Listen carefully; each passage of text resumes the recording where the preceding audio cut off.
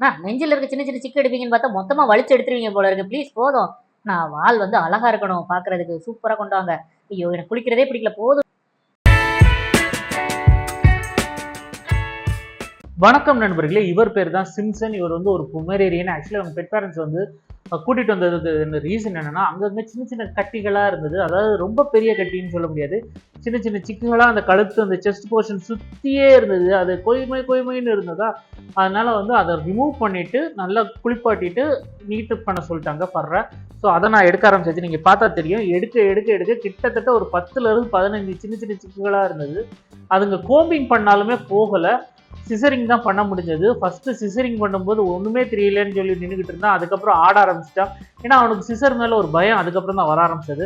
அப்புறம் போக போக வந்து பழக ஆரம்பிச்சிட்டான். சிசர்னா ஒன்றும் இல்லை, இது வந்து நல்லதுதான், இதை வச்சு நம்மளை எதுவும் பாதிக்க மாட்டாங்க அப்படின்னு சொல்லி அது உணர ஆரம்பிச்சு அதுக்கப்புறம் பார்த்தீங்கன்னா தெரியும் தான் 1 2 3 4 5 6 கிட்டத்தட்ட ஒரு 10-15 இருக்கும்.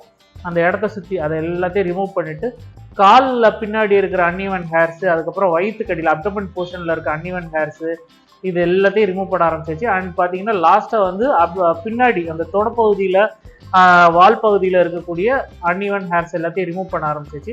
இந்த போர்ஷனில் வந்து கை வைக்கும்போது தான் சார் ரொம்ப பயந்துட்டாரு. அதனால அவங்க பெட் பேரண்ட் வந்து கூடவே பிடிச்சிக்கிட்டு இருந்தாங்க. கழுத்து பகுதியை பிடிச்சிக்கிட்டு இருக்க போய் என்னால் ஈஸியாக ஒர்க் பண்ண முடிஞ்சது.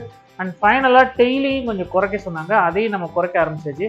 நீங்கள் பார்த்தா தெரியும் இப்போ எப்படி இருக்குன்னு பாருங்கள். அந்த தொடப்பகுதி இன்னர் அவுட்டர் தொடப்பகுதி வந்து எப்படி இருக்குன்னு பாருங்கள். அண்ட் அதுக்கப்புறம் அந்த டெய்ல் வந்து கரெக்டாக எந்த லெவல் வைக்கிறேன்னு பாருங்கள். ஸோ இந்த மாதிரி வந்து நம்ம நீட்டாக வச்சுக்கலாம்.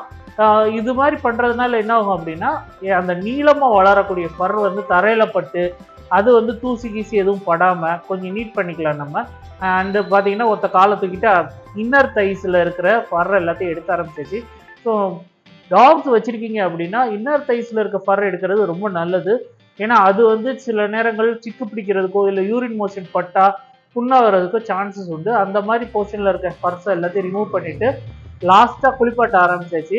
சார் வந்து குளிக்கும்போது கொஞ்சம் பயந்துக்கிட்டே தான் இருந்தார். இங்கிட்ட அங்கிட்டு ஓடிக்கிட்டே தான் இருந்தார். எஸ்கேப் ரூட் கிடைச்சதுன்னா எஸ்கேப் தான், அந்த மாதிரி பண்ணிக்கிட்டே இருந்தார்.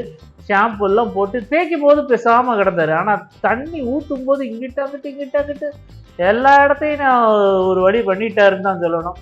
பட் ஃபைனலாக நல்லா துவட்டிட்டு ப்ளோ ட்ரையர் போட்டு விட்டாச்சு. ஆனால் ப்ளோ ட்ரையர் போடும்போது செம்ம சண்டை எனக்கு அவருக்கும். இங்கிட்ட நோட ஆரம்பிச்சாரு. ஃபைனலாக அவரை ரெடி பண்ணியாச்சு. Simpson is ready to go home. இந்த வீடியோ உங்களுக்கு பிடிச்சிருந்தா லைக், ஷேர் அண்ட் சப்ஸ்கிரைப். நம்ம அடுத்தல பார்ப்போம் கைஸ். பாய்.